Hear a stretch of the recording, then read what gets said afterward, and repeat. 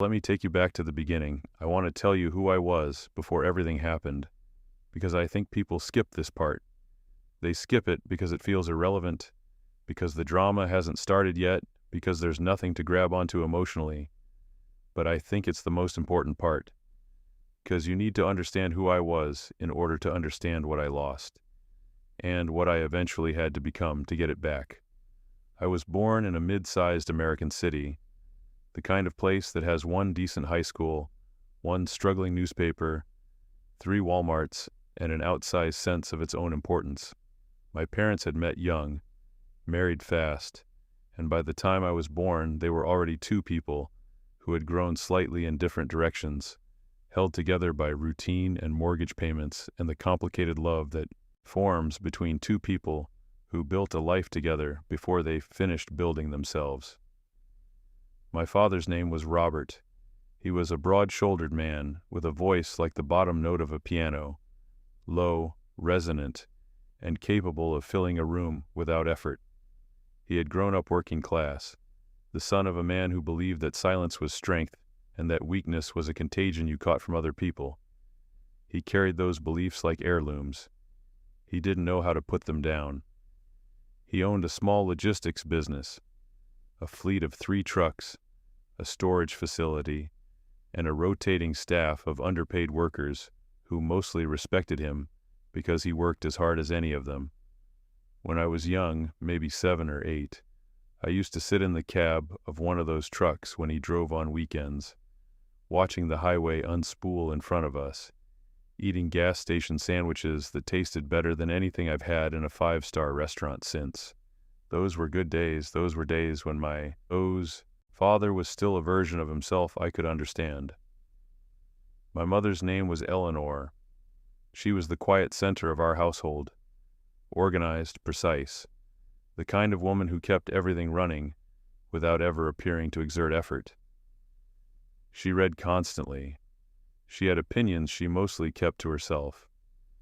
She made the best pot roast in the known universe. She loved me in that particular way that mothers of boys sometimes love their sons, with a depth that never fully expressed itself, because expressing it too openly would have violated some unspoken law about what men and boys were supposed to need. I was their only child. For the first 12 years of my life, I was fine. More than fine, actually. I was the kid who got decent grades without really trying, who had a small cluster of genuine friends, who could make adults laugh without meaning to. I read a lot. I got into computers early. Not gaming mostly, but the architecture of them, the logic, the way everything communicated, through systems and protocols that were invisible but absolutely real. My 6th grade science teacher, a tired man with reading glasses, perpetually perched on the end of his nose, once told my mother at a parent-teacher conference that I had a natural aptitude for systems thinking. She told me about it later, and I remember feeling proud in a way that was almost physical, like warmth radiating upward from my stomach. I want you to hold on to that image. 12-year-old me, curious, functional, happy mostly in the quiet and unremarkable way that children are happy when nothing has yet gone badly wrong. Because very soon, everything was going to go badly wrong. I turned 13 the same autumn. My father's 2nd truck broke down on Interstate 40 with a load of refrigerated goods that had to be delivered by morning. He ate the cost. Then his 3rd driver quit without notice. Then a larger logistics company opened a regional hub 15 miles away and started undercutting every contract he had built over 8 years of 80-hour weeks. I didn't know any of this at the time. I knew something was wrong the way children always know something is wrong, through texture rather than information. The tone of conversations that stopped when I entered the room, the way my mother's shoulders moved when she was trying to look relaxed and wasn't, the way my father stopped coming to my school's basketball games, which he had never missed before, and when I asked why, he said work with a finality that made clear that work was the end of the conversation and not the beginning. By the time I was 14, the business was in serious trouble. By 15, it was gone.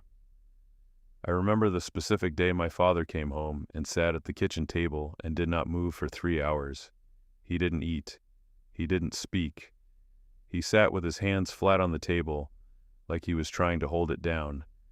And my mother made food and put it in front of him, and he looked at it as though it were a message in a language he couldn't read. That was the night something in him changed. Or maybe it didn't change then. Maybe it had been changing for a long time. And that night was just when it became visible, like how a fracture in a support beam isn't really new on the day the ceiling falls. It had been developing in the dark for years before the first visible crack appeared. He started drinking, not dramatically at first, not the movie version of drinking where everything happens fast and obvious. The slow version, the version that disguises itself as unwinding, as earned relaxation, as a man just needing a couple of hours to decompress before facing the rest of the world. He started saying things. That's the part I remember most precisely. More than the sound of bottles, more than the smell, more than the late nights when the apartment walls were thin enough that every word traveled. The things he said. You know what your problem is. You sit around thinking too much. That's not strength. That's avoidance. When I was your age, I was already working. You're soft, you know that? The world doesn't care about soft. These things arrived quietly at first, almost conversationally. Offhand observations about my character that were delivered in the same tone he'd used to comment on the weather. And I did what teenagers do when adults say damaging things in ordinary tones. I absorbed them. I filed them away in whatever psychological space we use for statements that we're not yet equipped to process. I didn't argue. I didn't leave the room. I sat and ate my food and said nothing. And internally, I began the slow work of rearranging my self-concept to accommodate the possibility that maybe he was right. Maybe I was soft. Maybe I was weak. Maybe something about me was fundamentally insufficient. This is what damage does when it arrives early enough and from a trusted source. It doesn't announce itself. It doesn't feel like damage. It feels like information. It feels like you're finally getting an honest assessment of who you are, after a childhood full of the comfortable lies that adults tell children to protect them. The divorce conversation happened on a Thursday night in November when I was 15. I remember the specifics because I had a geometry test the following morning that I'd been studying for. And when the shouting started, I set down my pencil and sat on my bedroom floor with my back against the door and just listened. The actual content of that conversation is something I'll keep private, not out of protection for either of them. They're both old enough now to own their history, but because there are some things that belong only to the people who lived them, and the words that passed between my parents that night are in that category. What I'll tell you is this. By the time it was over, my mother was sitting on the couch at midnight, crying in a way that was completely silent, which was somehow the worst kind, and my father was in the kitchen drinking bourbon from a glass that he didn't bother putting ice in anymore. The next morning I went to school and sat down in geometry class and stared at the test for 40 minutes and wrote almost nothing. My teacher, a cheerful woman who wore the same 3 cardigans in rotation, wrote, "Are you okay?" at the top of the return test in red pen, and I sat there reading those words and thinking that no, I was not okay, and also that there was absolutely nothing she or anyone else at Jefferson High School could do about that fact. That was the beginning of the visible part of my decline. Jefferson High School was a place of roughly 1,200 students, organized into the predictable social ecosystems that exist in every American high school since the format was invented. Athletes at the top of the hierarchy, performing arts kids in the upper middle, academic achievers arranged in a complicated sub-hierarchy determined partly by grades and partly by social confidence, and then the wide bottom layer of kids who didn't fit neatly into any category, kids who were interesting or weird or going through things too large for a school hallway to contain. I had occupied a comfortable middle position before everything at home started cracking. I wasn't popular in the way that required performance, but I was liked. I had a small group of close friends, Caleb mostly, who had been my best friend since 4th grade, and who had a gift for saying exactly the wrong thing at exactly the right moment, in a way that made everything funny. There was Parker, who was quiet and strange in the best way, who built elaborate miniature architecture out of whatever was available, paper clips, pencil stubs, empty chip bags, while teachers talked. There was a loose orbit of other people I talked to in class and in hallways. Before the collapse at home, I had been what teachers called a pleasure to have in class. That phrase always made me slightly uncomfortable even then, but I understood what it meant. I was curious, I engaged, I didn't cause problems, I occasionally offered observations that surprised people in pleasant ways. All of that was about to become unrecognizable. But first, let me tell you about Thomas Harrington. Thomas Harrington was my homeroom teacher and my sophomore English teacher. He was 38 years old at the time, though he might have been anywhere between 35 and 45. He had the kind of face that had found a plateau and was going to stay there for a while. He was tall, broad, wore button-down shirts rolled to the elbows, like a man who wanted you to know he was serious without being stiff. He had a deep, carrying voice and the particular physical confidence of a man who had been athletic in his youth and still operated in the memory of that. He was, by almost every observable metric, a good teacher. That's the thing I need you to understand, because if I paint him as a monster from the start, the story becomes simpler than it actually was. Thomas Harrington was not a monster. He was a human being with genuine abilities and genuine flaws, and like most of the damage that happens in real life, what he did to me came not from pure malice, but from something more complicated, from his own unexamined pain, his own vanity, his own blind spots about what strength meant and where it came from. He ran his classroom with a philosophy he called radical honesty.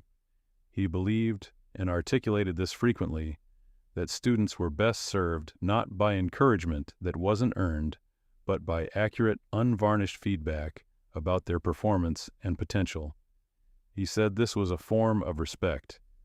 He said most teachers were too afraid of discomfort to actually tell students the truth. There was a version of this philosophy that worked. When he applied it to papers, marking up essays with genuine precision, pointing out logical fallacies and structural weaknesses, students learned. When he pushed back on sloppy thinking in class discussions, the quality of the discussion improved. I had benefited from this approach myself in the first 2 months of the school year before my home life had detonated. But here's what I've come to understand with the distance of a decade. Radical honesty without emotional intelligence isn't honesty. It's the use of truth as a weapon. And Harrington had no real system for knowing when truth was functioning as insight versus when it was functioning as cruelty. He applied the same instrument, sharp, unsparing directness, to every situation, regardless of the emotional context of the person on the receiving end. He also had a habit, one I would later recognize as extremely specific, of using individual students as examples, not in the pedagogical sense of, let's all learn from this mistake, but in the theatrical sense. He would hold up a student's failure, real or perceived, as a specimen for group analysis. He seemed energized by these moments. They happened in a particular way: a setup, a pause for effect, a delivery, and then the evaluation of the room's reaction. Students laughing, nodding, absorbing the lesson that whoever had been held up was lesser than they should have been. I had seen this happen to other students. I had even, I'm ashamed to admit, laughed along with the class a couple of times, because you do that at 15. You laugh because the person being held up is not you, and laughing is the social survival instinct, and you are still young enough that you don't fully register what you're watching. Then it started being me. The first time was unremarkable. A comment about an essay I'd turned in late, which he read the title of aloud while noting that some students seemed to have forgotten that deadlines exist in the real world. The class laughed lightly. I stared at my notebook. That was all.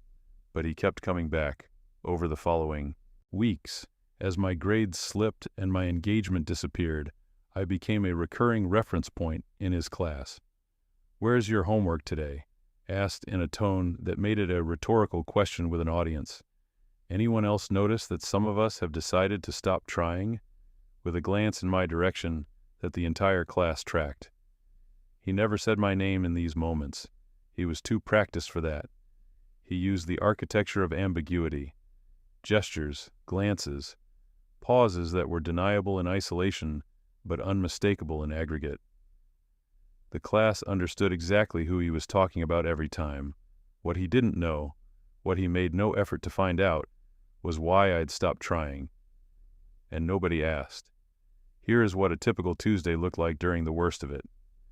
3:40 a.m., awake. Not because of a nightmare, necessarily, but because the apartment had a particular nighttime acoustics. Thin walls, old wood floors, that conducted sound with uncomfortable fidelity. My father, if he was home, moved through the apartment in the small hours with the heavy, imprecise movement of someone who had been drinking. Cabinets closed too hard. The television went on at a volume slightly too loud, and then was hastily lowered. Once or twice there were voices. Phone calls, I think, though I never knew to whom. My mother slept in the bedroom alone most nights by this point. My father slept wherever he fell, which was usually the couch, but sometimes wasn't. The apartment had 3 rooms, and all of them were occupied by a different flavor of grief. I lay in my bed and listened and could not sleep, and eventually my phone said it was 5 a.m., and I gave up and lay there in the gray light, thinking about nothing useful. 6:15, up, shower, try to eat something. My mother was often already up, dressed, moving through the kitchen with the efficiency of someone who had decided that maintaining routines was the only form of sanity available. We didn't talk much. In the mornings. Not because we didn't love each other. I think we were both, in different ways, trying to give each other the privacy of not being witnessed at our worst. 7:05, walk to school. Jefferson High was 11 blocks away. I walked it every morning, regardless of weather, because walking gave me a space between home and school, where neither world could reach me yet. Those 11 blocks were the only part of the day that was entirely mine. 7:20 to 2:45, school. Sit in classrooms where the fluorescent lighting buzzed at a frequency that matched my headache. Try to engage with material that had become abstract and irrelevant. Watch the clock. Avoid Harrington's eyes. Eat lunch alone by this point, because Caleb was in a different lunch period, and I had stopped making the effort to maintain other friendships, and isolation once started accelerates. People stop inviting you to things because you've said no enough times that they get the message. And then the absence of invitations confirms the isolation, and the loop tightens. 2:45, home. Homework I wasn't doing. Dinner that was eaten in arrangements that varied based on whether my father was present and in what state. Some nights it was just my mother and me at the kitchen table talking about small, safe things. Her job, something she'd read, the neighbor's new dog. Those evenings I treasured without knowing how to say so. Some nights my father was there, which meant one of 2 things. Either a strained silence during which forks scraped plates too loudly and everything said was careful and provisional, or a lecture that emerged from whatever mood the bourbon had landed him in that day. It was during one of these latter dinners that he said the thing that cut deepest. I'd been describing with unusual effort something I was learning in a computer science elective. Something about network architecture that I'd found genuinely interesting, one of the few things that had managed to penetrate the fog of those months. I was explaining it badly, probably, running on enthusiasm rather than articulation, and I must have made a mistake in the explanation because my father interrupted me. "You've got it backwards, dear," he said. "Typical." I tried to correct myself.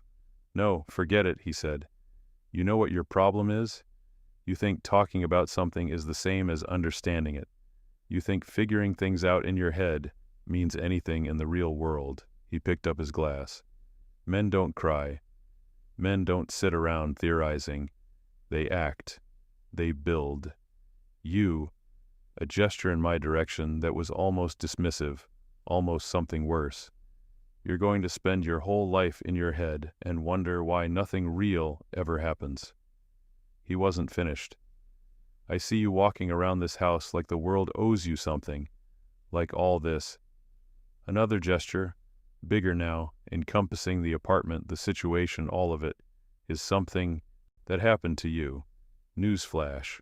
Life happens to everyone. Strength is handling it without becoming a statue. There was more. There's always more in these conversations, but those were the words that found the deepest purchase, that burrowed into whatever part of the teenage brain handles identity formation and began their quiet, destructive work. Men don't cry. I want you to sit with that phrase for a moment, because I did. I sat with it for years. I turned it over and over and examined it from every angle. I tested it against every male figure I respected. I used it to evaluate my own responses to things. Am I crying? No good? Am I feeling the impulse to cry? Suppress it. Does suppressing it cost me something? Don't ask that. That's weakness in a different form. What I know now, and what I need you to hear clearly, that phrase is a machine designed to disconnect you from your own emotional reality. It doesn't make you stronger. It makes you unable to process your own experience, which means your experience processes you instead, quietly, underground, without your participation or consent. My father had been processed that way, his father before him, and he was trying, in the only language he had available, to pass the tradition on to me. The worst part of me wanted to believe him, because if he was right, then the pain I was in had a cause that was within my control. If weakness was the problem, I could get stronger. If I could get stronger, the pain would stop. If I just stopped, whatever this was, maybe he'd come back. Maybe the family would come back. Maybe it had all been somehow my fault, which was terrible, but at least gave me agency. This is the logic of self-blame in adolescence. It is not rational, it is not accurate, but it is emotionally functional in a specific, destructive way, and millions of people live inside it for decades. I was going to live inside it for several years. What would you do in that moment, when the person causing the most damage is also the person you most want to believe? Drop your answer in the comments. My father left on a Wednesday in March. I know it was Wednesday because we had had spaghetti for dinner. My mother made spaghetti on Wednesdays, a ritual so consistent it felt geological. And the bags were already packed when I came home from school. 2 large duffels and a box sitting near the front door, which meant he'd been home all day doing this, which meant he had known this was coming, which meant there had been a conversation between my parents that I hadn't been part of and had not been warned about. He was standing in the living room when I walked in. My mother was in the kitchen, and the spaghetti was on the stove, and the smell of it was completely wrong against the tableau of departure happening in the next room. I stood in the doorway between the entryway and the living room and looked at the bags and then at him and didn't say anything. He said, "Your mother and I have decided to take some time apart." The formality of the phrase was obscene, not because it was a lie exactly, but because it was the bureaucratic wrapper around something that was anything but orderly or decided. I said, "How long?" He said, "I don't know." Silence. Then, "You're going to be fine. You're 16. You're old enough to handle things." Something in me wanted to say, "I'm 15. He'd gotten my age wrong. I didn't say it. He picked up the bags. He looked at me for a moment with an expression I couldn't read. Not quite regret, not quite apology, not the particular blankness of a man who has checked out completely. Something in between all of those. Something that, if it had had the right words around it, might have been the beginning of an honest conversation. But it didn't have those words. What it had was this: "I can't carry dead weight right now, you understand? I need to get myself straight before I can be any use to anyone." He meant his business, his financial situation, the catastrophe of the past 2 years, I know that now. Maybe I even knew it then, on some level. But what I heard, what 16-year-old me filed under the already expanding folder labeled Things Dad Has Said About Who I Am, was something different. Dead weight. He walked out. My mother put a plate of spaghetti on the table and sat down, and we ate in silence so complete that I could hear myself swallow. The next morning I went to school because there was nothing else to do. I sat in first period and second period and by third period, which was Harrington's English class. I was operating purely on the mechanical instinct of a person whose internal machinery had quietly shut down overnight. I was present in body, nothing else. Harrington was in rare form that day. Something had energized him. Some mood, some encounter earlier in the morning, some accumulation of conviction about his own pedagogical mission. He stood at the front of the room and talked about responsibility, about what separated students who succeeded from students who failed, about how failure was always a choice even when it felt like circumstance. I sat in the fourth row and stared at my desk.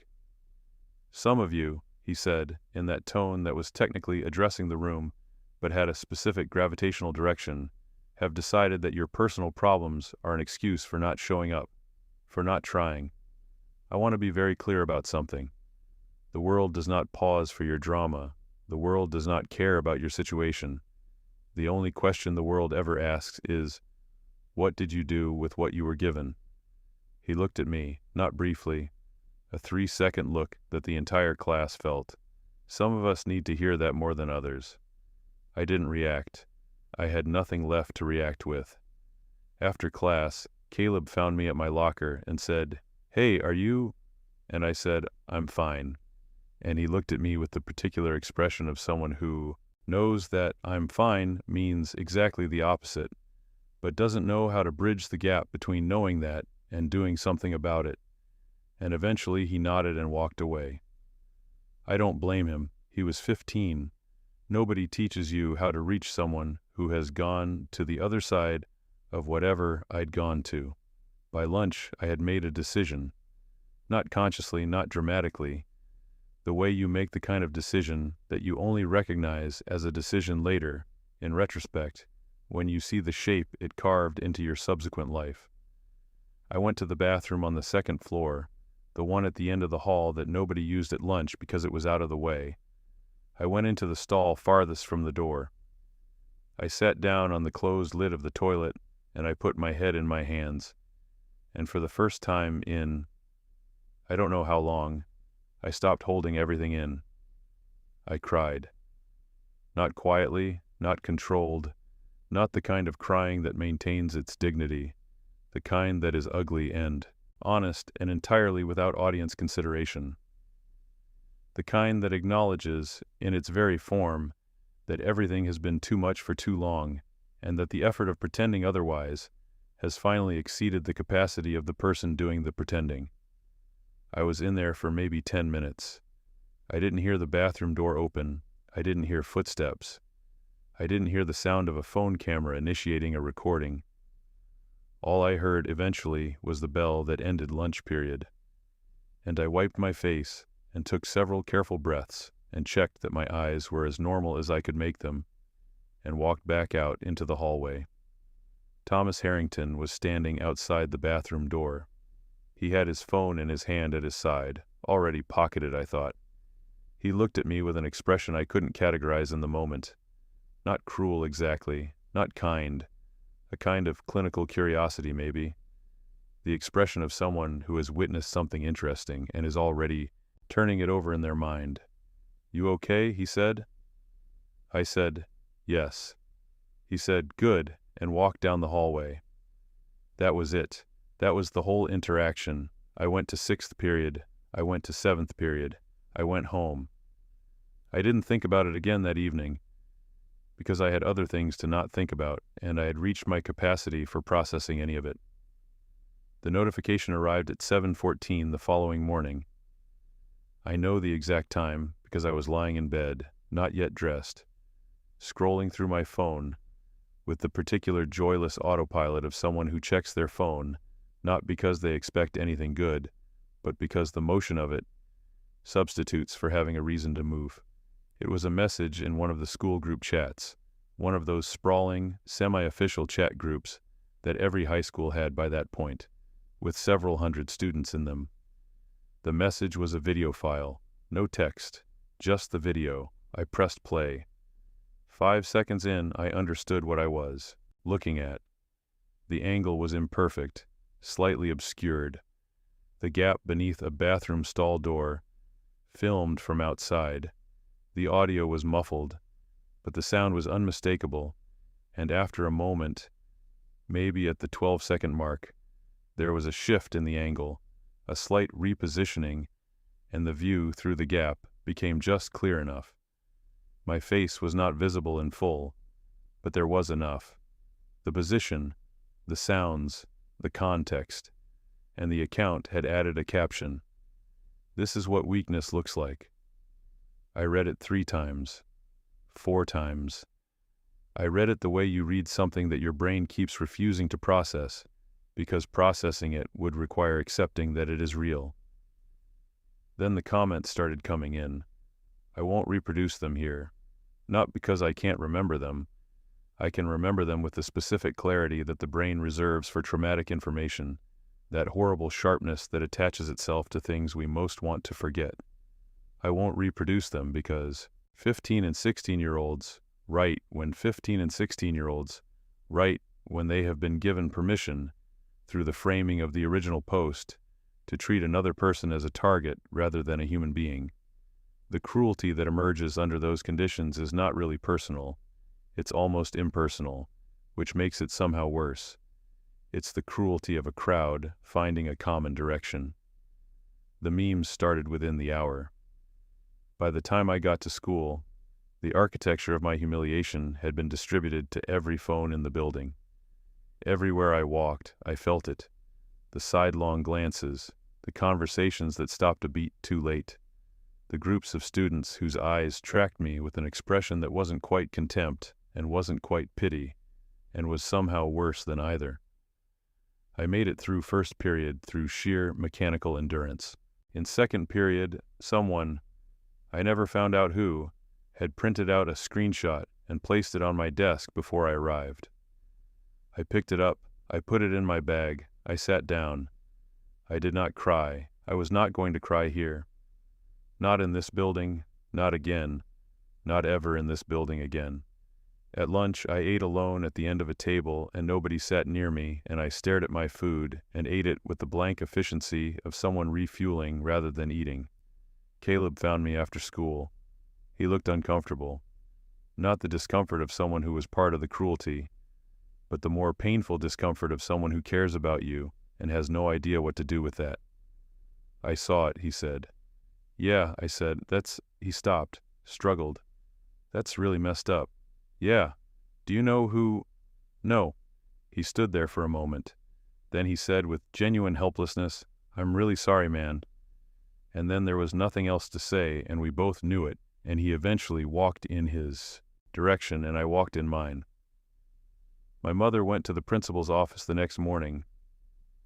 Dr. Anderson, a tired, careful man 2 years from retirement, listened to her with the expression of someone who understood the situation perfectly and also understood the institutional constraints that governed what he could actually do about it. We take these incidents very seriously, he said. The account is anonymous, the vice principal added. We have no way of determining who posted it. Can't you check IP addresses, the school's network? We'd need to involve the district's IT department, and there would need to be a formal investigation. Then start one, my mother said. There was a formal investigation. It ran for 3 weeks. It produced, officially, no conclusive evidence as to the identity of the account holder. I was told in a meeting with the vice principal that my mother attended that they were committed to maintaining a safe learning environment and that I should report any further incidents immediately.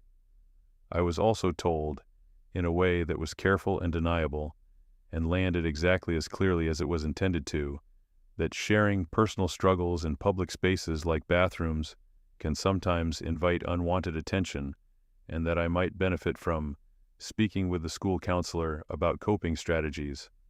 My mother's face during this last observation was something I will carry with me for the rest of my life. She said very quietly, "My son didn't invite anything.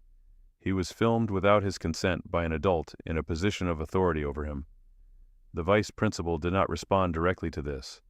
My mother had no proof. She suspected Harrington. I suspected Harrington. But suspicion without evidence is just pain with a direction. The investigation closed. Harrington continued teaching. I went back to class. Have you ever been in a situation where you knew exactly what happened but couldn't prove it? Where the system just closed the door? Tell me in the comments. I don't know who sent it to him. By that point, my parents were living separately, my father in a rental apartment somewhere across town, and their communication had contracted to the bare minimum required by the legal machinery of divorce. But somehow, within a week of the video circulating, he'd seen it. He called me, not texted, called, which was unusual enough that when his name appeared on my screen, I felt a flicker of something before answering, some residual reflex of the relationship we'd had before everything collapsed. "I saw the video," he said. No preamble, no "how are you," no acknowledgement that he hadn't spoken to me in several weeks. "Okay," I said. "I told you," he said. That was it. That was the entirety of what he called to say to his 16-year-old son, who had been secretly filmed crying in a school bathroom and publicly humiliated in front of his entire peer group. I told you. I held the phone for a moment after the call ended, looking at it in a way that I can only describe as trying to understand how an object that size could contain something that heavy. Then I put it face down on my bed. There's a moment that happens in certain kinds of ongoing damage where the accumulation simply exceeds the vessel's capacity.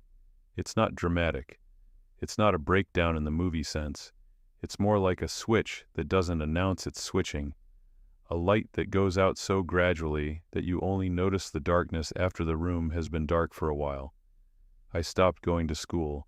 Not dramatically, I just stopped. For the first 2 weeks, I told my mother I wasn't feeling well. She was exhausted, dealing with the legal and practical mechanics of the divorce, holding down a full-time job, trying to keep the apartment maintained and the bills paid. She pushed back initially, but I had enough functional capacity left to perform under the weather convincingly, and eventually she let it go in the way that parents under enormous strain sometimes have to let things go. For weeks 3 and 4, I stopped performing anything. I just stayed in my room. I slept a lot, more than is healthy. That particular excessive sleep that isn't really rest, but is instead the body's response to psychological overload, where shutting down becomes preferable to remaining conscious.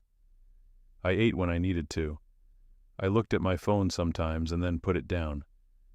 I didn't open any apps that showed me what people from school were saying or doing. The shame had done something very specific and strange to me. It had made the external world feel dangerous in a way that it hadn't before. Not physically dangerous. I wasn't afraid of being hurt, but dangerous in the way that very public humiliation makes the world feel dangerous. Like every space you enter is already configured against you, already has your story in it, already knows the thing about you that was supposed to be private and is now the first thing, is brief and merciless, and the object of is brief and merciless. And the object of cruelty yesterday is simply forgotten tomorrow as new content arrives. But understanding something intellectually and being free of its weight are different things. I stayed in my room, and the weeks accumulated, and the shame did not lift, and I felt, for the only time in my life, and I want to be honest about this, genuinely uncertain about what the future held for me, whether there was a future worth building, whether the specific accumulation of failures and humiliations and abandonments that had landed me in this room at 16 were simply the early chapters of a longer story with the same emotional arc. I want to be careful here. I'm not going to dramatize this beyond what it was. I wasn't in a clinical crisis. I wasn't at a dangerous edge. What I was defeated, profoundly bone-deep defeated. The the kind of defeat that doesn't feel like an emotional state. It feels like a discovery, like you finally reached the basement of yourself and found that it's smaller than you needed it to be. My mother, to her credit, understood enough of this to eventually stop pretending the situation could be managed with days off school. She sat on the edge of my bed one Saturday morning and didn't say anything for a while, and then said, "I know something is very wrong." I said, "Yeah." She said, "I need you to talk to someone." I said, "Okay." That okay cost me something. Not much, I was too depleted for resistance, but something. She found a therapist, a man named Dr. Kendall, who worked out of an office above a nail salon 2 bus rides away. He had gray hair and sensible shoes and a face arranged in the permanent expression of careful, non-judgmental attention. He was, by every measure, exactly the right person for me to be talking to at that particular point in my life. I told him almost nothing for the first 3 sessions. In the 4th session, I told him about the video. He was quiet for a long time after that. Then he said, "When you're humiliated publicly, one of the things that happens is that you start to experience yourself through the eyes of the people who watched, as if their image of you has replaced your own. Does that feel accurate?" I said, "Yes." He said, "That image is not accurate, and it is not permanent, but replacing it takes time and it takes work, and neither of those things is optional." That was not a revelation, but it was, somehow, the first accurate description of my situation that had arrived from outside myself, and there is a particular kind of relief in being described accurately that doesn't fix anything but does make the universe feel slightly less indifferent. I started going back to school. There's a thing that happens when you've been at the bottom long enough. Not a magical awakening, nothing so clean. Just a slow, grudging acclimation to the fact that the bottom is where you are, and that the bottom is survivable, and that since it's survivable, you might as well look around and see what's actually there. What I found at the bottom of that particular year of my life was this.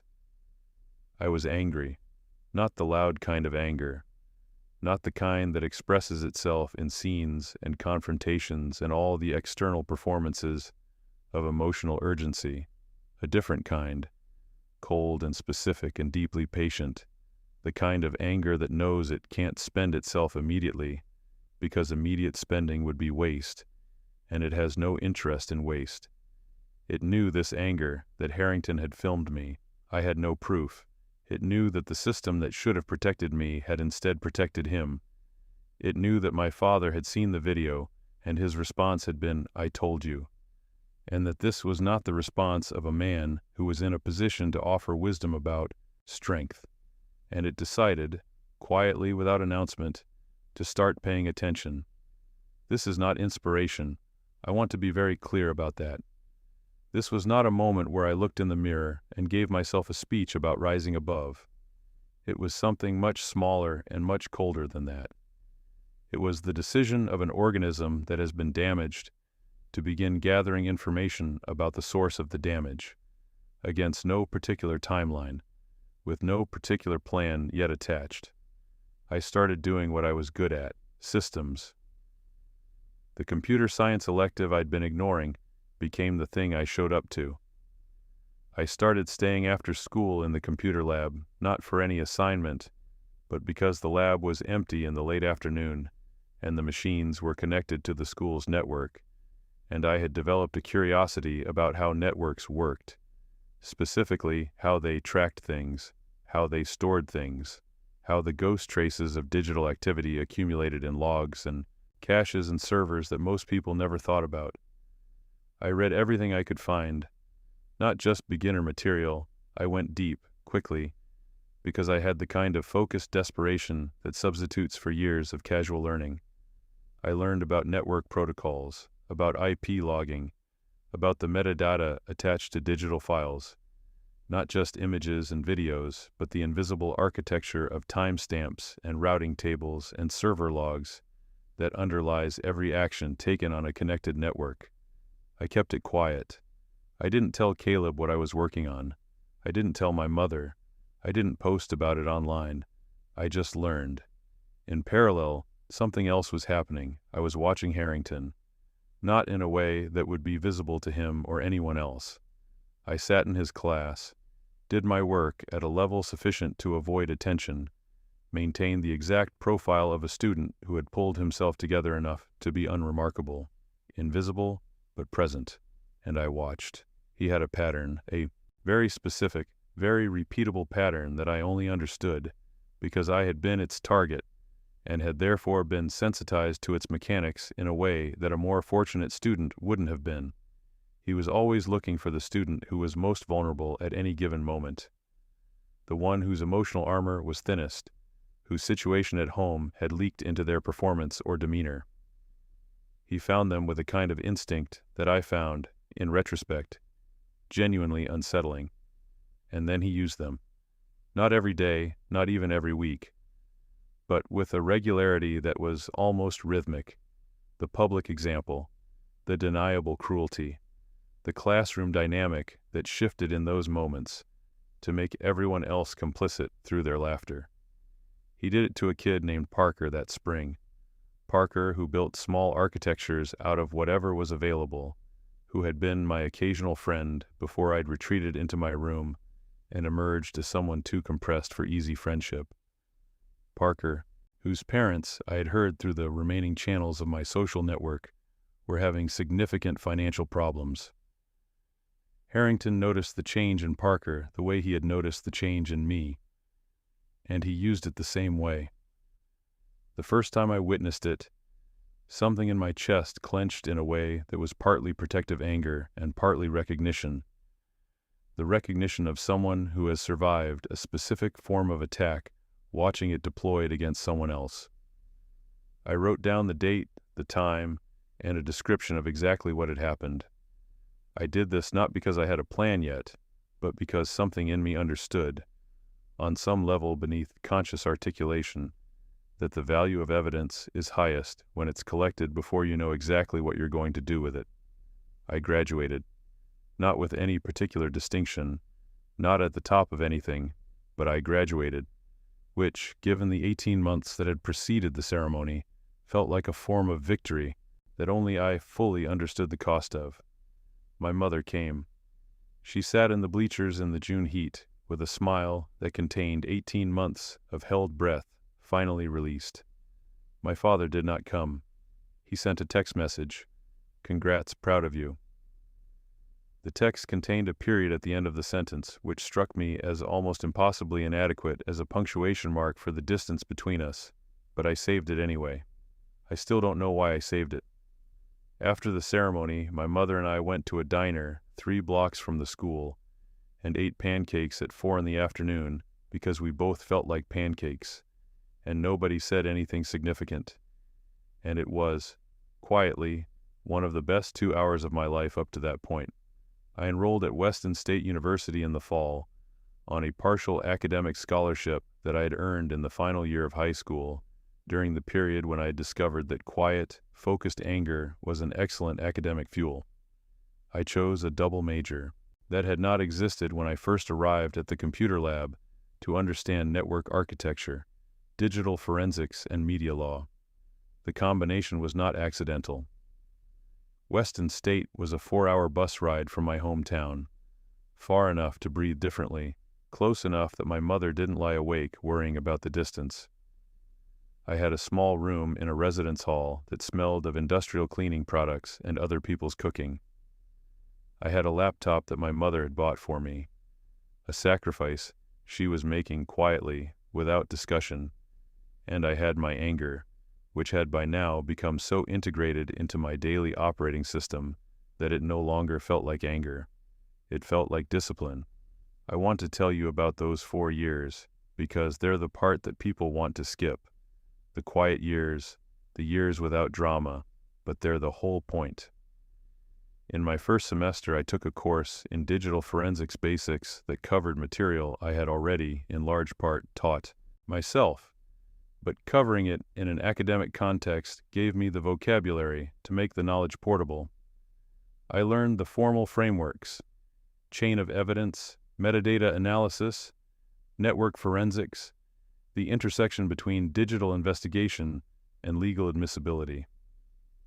My professor, a compact, precise man named Dr. Donovan, who wore the same 3 ties in rotation, told me after my midterm that I had an unusual, intuitive grasp of the relationship between data and narrative. He said it like a compliment. I understood it as a description of something I had acquired not from books, but from experience. The understanding that every digital action tells a story, and that most people who create those stories believe the story has been erased. It hadn't been. It almost never is. I will tell you something about digital forensics that most people don't know. The internet has a memory that is essentially total.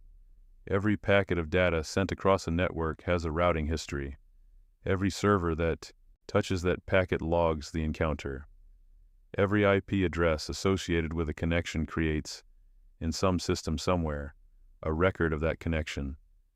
These records are fragmented. They exist across dozens of different servers, administered by dozens of different entities, most of which have no interest in assembling them into a coherent picture. But fragmented is not destroyed, it's just distributed. I spent 4 years learning to reassemble fragmented things. I got excellent grades, not because I was the most naturally gifted student in my classes, but because I had the particular advantage of being someone for whom this material was not academic. I was not studying digital forensics in the abstract. I was studying it with a very specific past incident, forming a constant background presence in my attention, one that gave every lecture, every lab exercise, every case study a visceral relevance that kept me sharp when other students were coasting. In my second year, I joined a research group focused on online harassment and anonymous account accountability. This was not a large, well-funded group. It was 4 students and 1 faculty advisor, Dr. Carter, who had been studying digital harassment patterns since before the rest of the world had started taking it seriously. But it gave me access to methodology that I would not have developed alone, and, more importantly, it gave me colleagues who thought about these problems with the same combination of technical precision and moral urgency that I did. My colleague in this group, Nicholas, would become important later. He was quieter than me, which is saying something. He was a former journalism student who had transitioned into digital investigation after watching a story he'd worked on about online bullying in schools get spiked because his editors were afraid of the legal exposure. He was thoughtful, methodical, and had an instinct for storytelling architecture that I lacked. I told it once with the specific details, something between colleagues and friends. I told him the story of what had happened to me in high school. I told it once with the specific details, and then did not tell it again, because I had learned by that point that repetition of that kind of story is indulgence rather than processing. He listened carefully. Then he said, "Have you gone back to look?" I said, "Not yet." He said, "That's probably smart. You need the methodology before the investigation." He was right. In my 3rd year, I secured an internship with a digital forensics firm in the city, a small practice that worked primarily on civil litigation and occasionally on criminal cases where electronic evidence was central. I worked there 2 evenings a week and every Saturday for 2 semesters. The work was mostly unglamorous: insurance fraud, harassment cases, a few employment disputes involving emails that one side claimed had been deleted and the other side claimed hadn't existed. I was not doing thrilling detective work.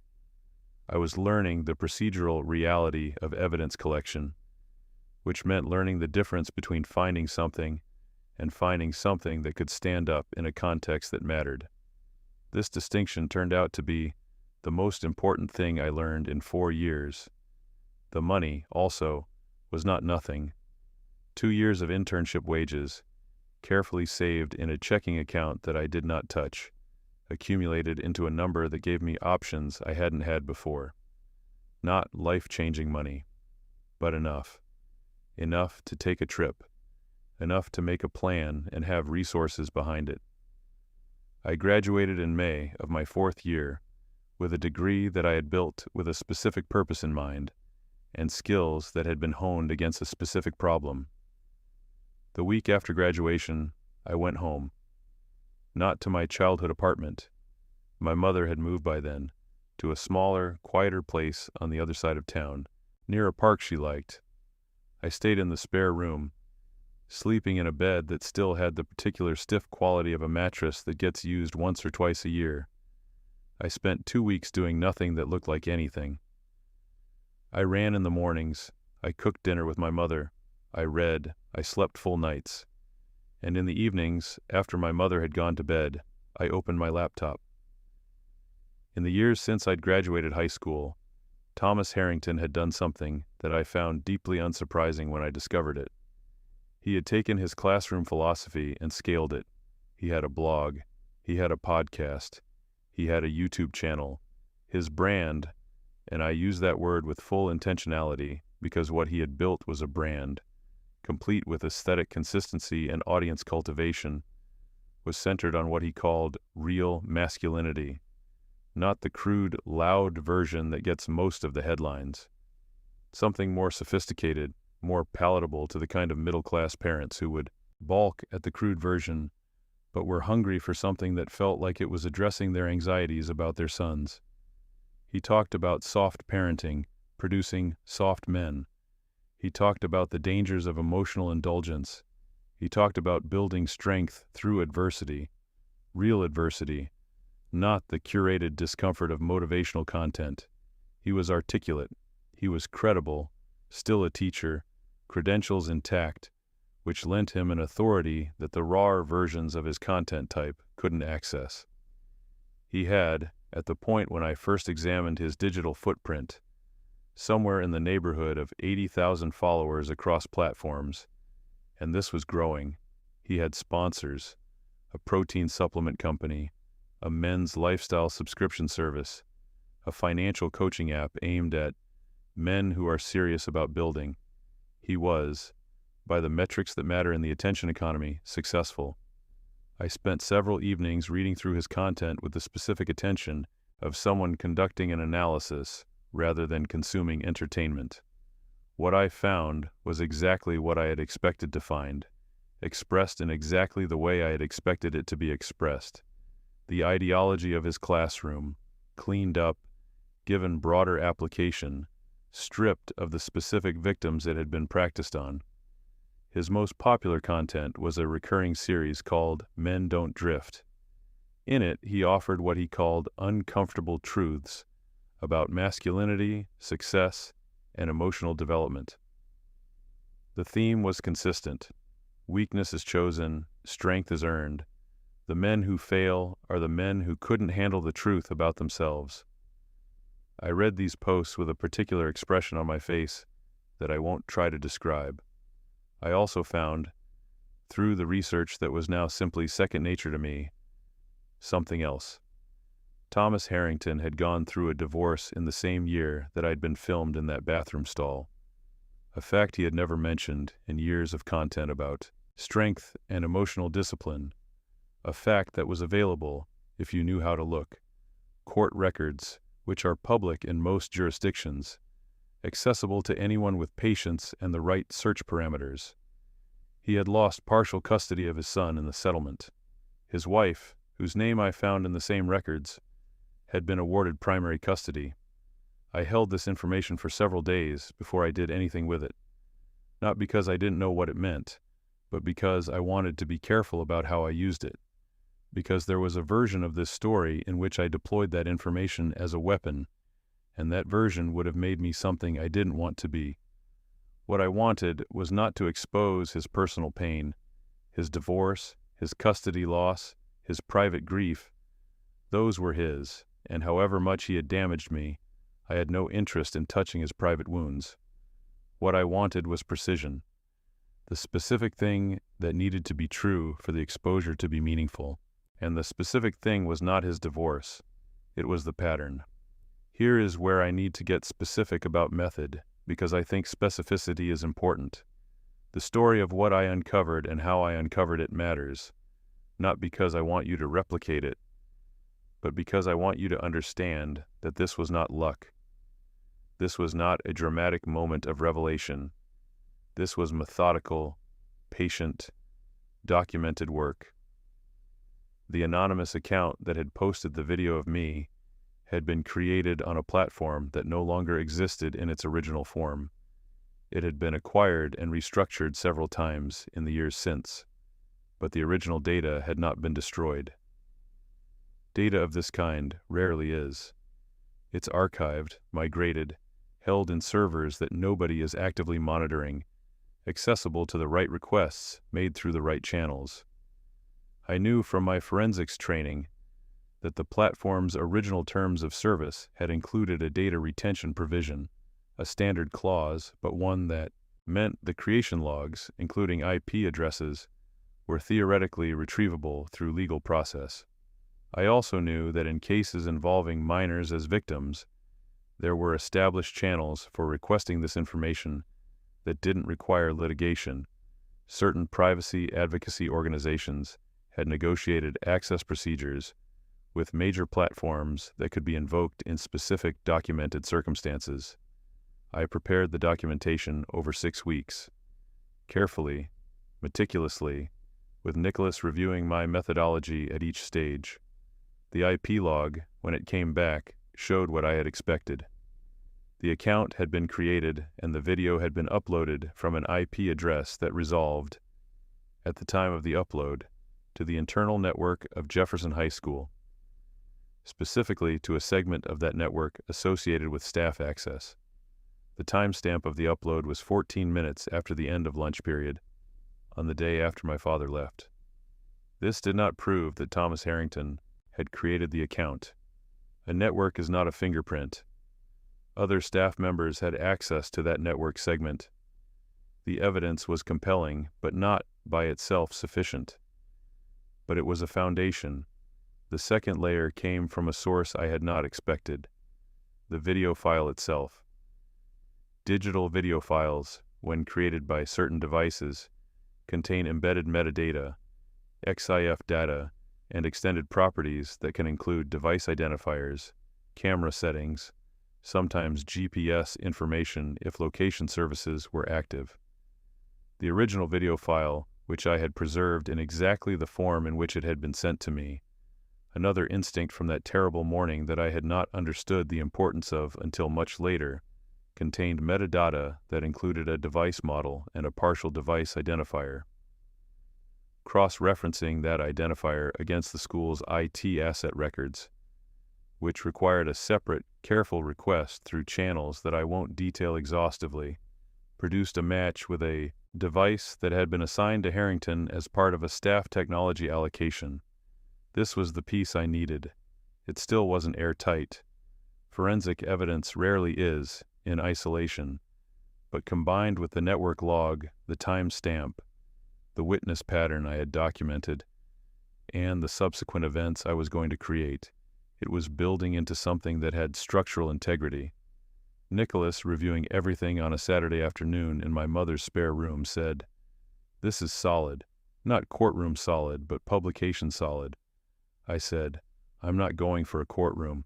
He said, "I know. I want to describe what happened next with care, because there are ethical questions embedded in it, and I don't intend to pretend otherwise." I knew that Harrington's pattern was not historical. I had been watching his content for months, and beneath the polished surface of his brand, the philosophy was unchanged. The deployment of targeted vulnerability as a teachable moment. He had simply moved his classroom from a high school in a mid-sized city to the internet, where the classroom was larger and the audience more diffuse and the targets more numerous. But he was still teaching. Still, I had heard through channels that reconnected me to Jefferson's alumni community. Teaching at Jefferson High, still the same grade, still the same class. Through a carefully constructed contact, a person I knew who had a younger sibling currently enrolled, I began receiving information about his current classroom dynamics. Not secretly, not covertly, in any legally problematic sense. Conversations that happened to include observations about his teaching style. descriptions of specific incidents that matched, with uncomfortable precision, the pattern I remembered. There was a student, I'm going to call him by a name from my list, Thomas Jr. That's not his real designation. I'll just describe the situation without naming him. A junior, quiet, academic challenges, family situation that had recently become difficult in ways that were visible to anyone paying attention. Harrington had found him.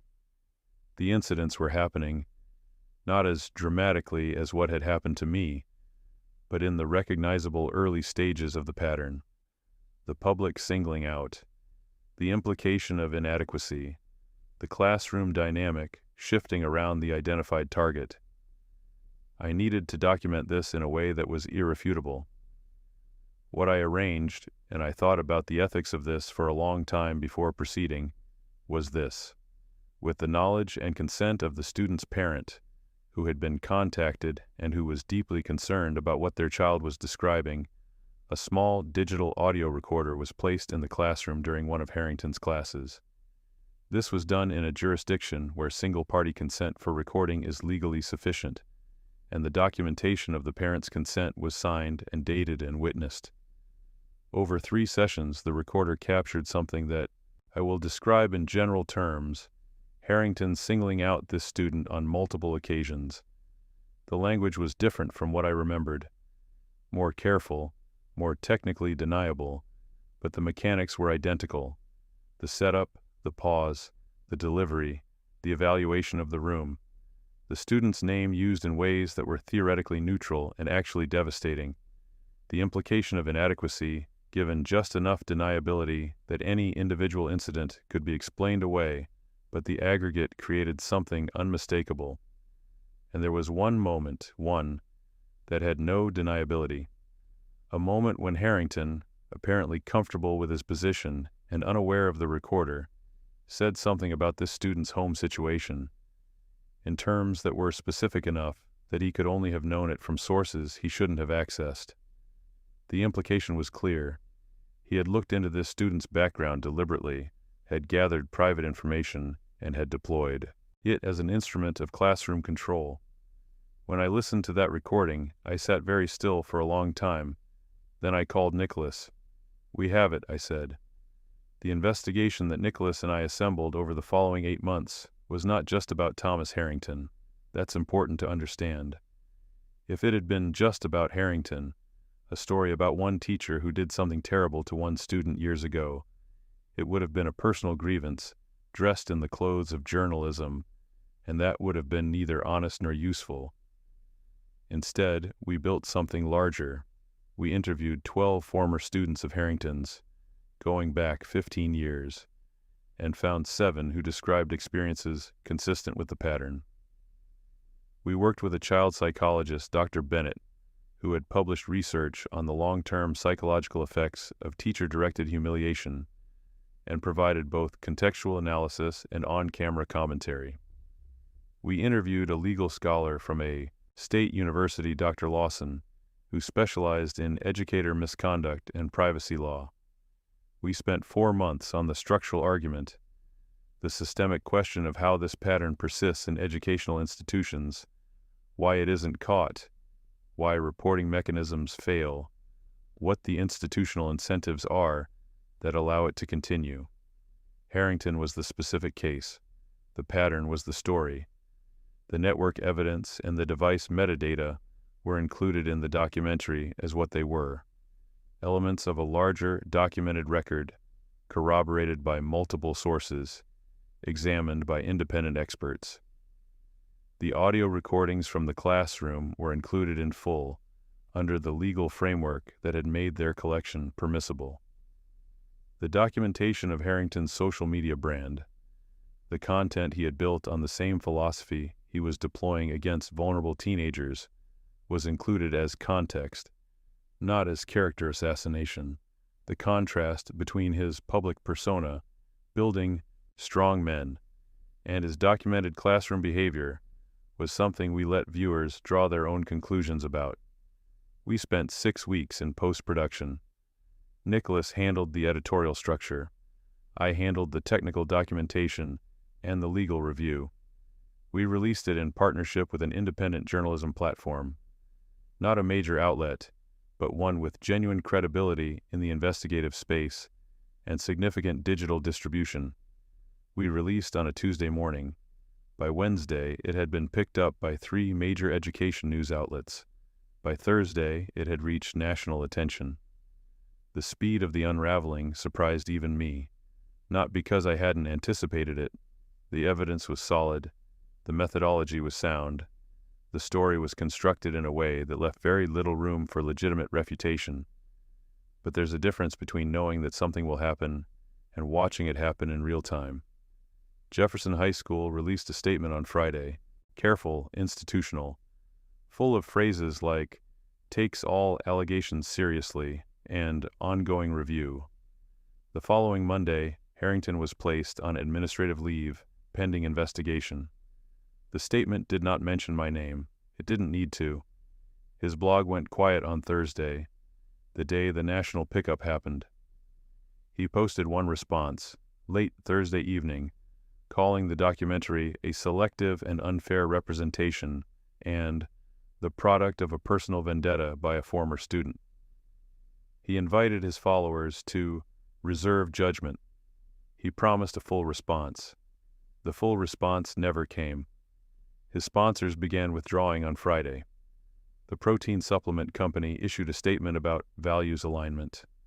The financial coaching app sent a terse note about partnership suspension pending review. The lifestyle subscription service said nothing publicly but removed him from their website. By the following week, his blog had lost 40% of its follower count. The YouTube channel had been demonetized, pending a platform review of the content in light of the documented behavior. The investigation at Jefferson High concluded 8 weeks after he was placed on leave with his dismissal. The official reason cited was conduct inconsistent with professional standards, a phrase that translated, in practical terms, to everything the documentary had documented. I was not present for any of this. I was not in the school district. I was not monitoring his social media in real time. I was home. I cooked dinner. I ran in the mornings. I read. Nicholas sent me updates by text, which I read with a calm that surprised even me. The thing I had spent years preparing had been released. The accuracy of the preparation, the evidence, the methodology, the scope, meant that it was doing what it was designed to do without requiring any further intervention from me. I did not feel triumphant. That's not the right word for what I felt. What I felt was resolved, like something that had been held at tension for a very long time had been allowed to release, and the release was neither dramatic nor particularly emotional, just done. The way a machine feels nothing when it performs its designed function correctly. What do you think about that feeling? Is that justice? Is that peace? Tell me in the comments. I genuinely want to know. My father called me on a Saturday evening, 6 weeks after the documentary aired. I was in the kitchen of my apartment. I had moved to a new city by then, building the next phase of things, and my phone was on the counter, and his name appeared on the screen. I looked at it for 4 rings. I answered on the 5th. He said, "I saw what you did." I said, "Okay." Long silence. He said, "Your mother sent me the link. I watched the whole thing." I said, "Okay." Another silence. Longer. The kind of silence that happens between 2 people who have an enormous amount of history between them and no practiced language for any of it. He said, and I want to be precise here because the words matter. He said, that was something. He paused. That took a lot. I know that. He didn't say, "I'm sorry." He didn't say, "I was wrong." He didn't say any of the things that, once upon a time, I had wanted him to say so badly that the wanting of them had become its own kind of wound. What he said was, "That took a lot." And what I said after a moment was, "Yeah," and then, "It's done now." He said, "Are you—" He stopped, started over. "Are you doing okay?" I said, "Yeah, I'm doing okay." More silence. He said, "That's good. He trailed off. That's good to hear. We talked for 11 more minutes about nothing in particular. His health, which was better than it had been. He'd stopped drinking 2 years prior, which I hadn't known. His situation, which was cautiously improving. A small job he'd found doing inventory management for a distribution company that was, in some dim echo, the kind of thing he'd once built himself from nothing. When the call ended, I put my phone down and stood in my kitchen for a while. There was no apology in that call. There was no resolution in any clean narrative sense. There was just a middle-aged man calling his adult son and saying, in the only language currently available to him, something that translated to, I see you. I didn't see you clearly before. I see you now. Was that enough?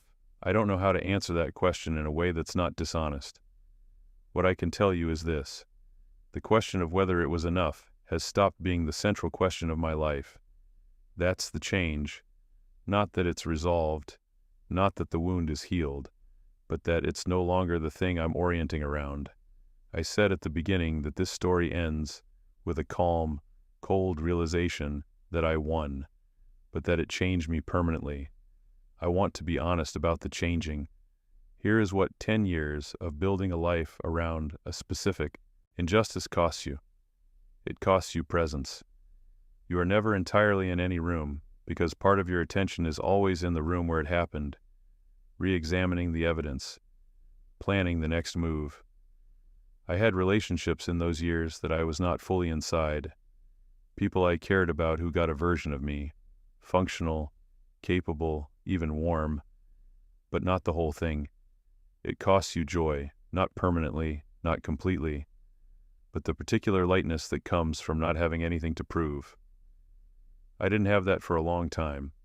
Everything I did had a secondary motive, even when the primary motive was entirely legitimate.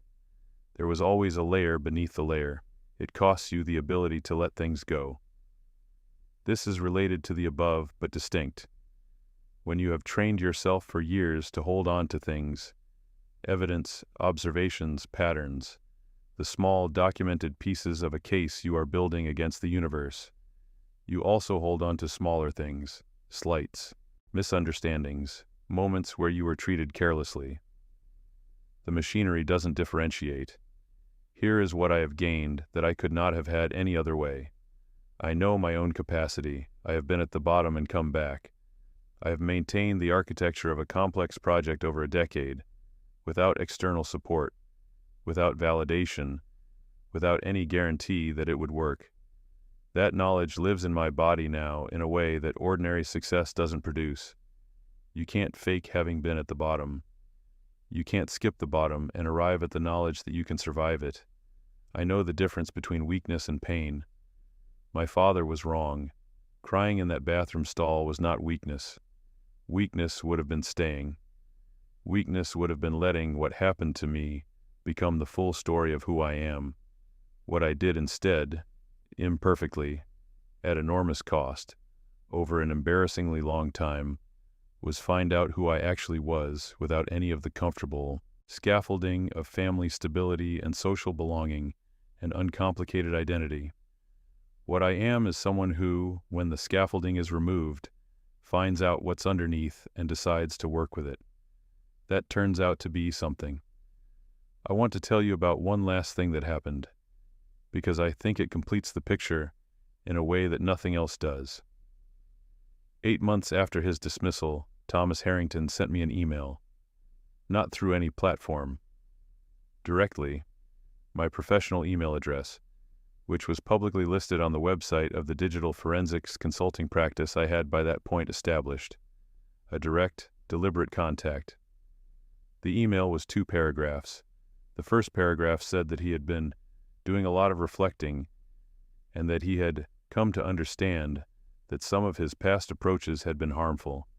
He used the passive voice throughout this paragraph in a way that was technically an acknowledgement, but contained, on examination, no actual subject, no I, who had done the harmful things, only approaches that may have caused harm. The second paragraph said that he was working on something new, a project around education reform, specifically around teacher accountability, and that he thought my expertise and perspective might be valuable to the work. He suggested a call. I read this email twice.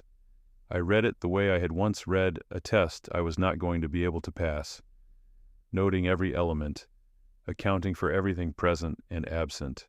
Then I closed it. I did not respond. I will not respond.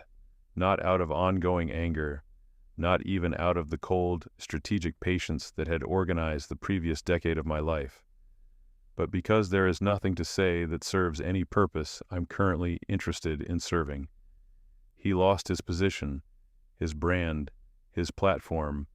The work he had built on a foundation of other people's pain collapsed when the foundation was exposed. That is what happened, and it is what needed to happen, and there is no conversation between us that adds anything to that. I don't need his acknowledgement. I don't need his reformed perspective.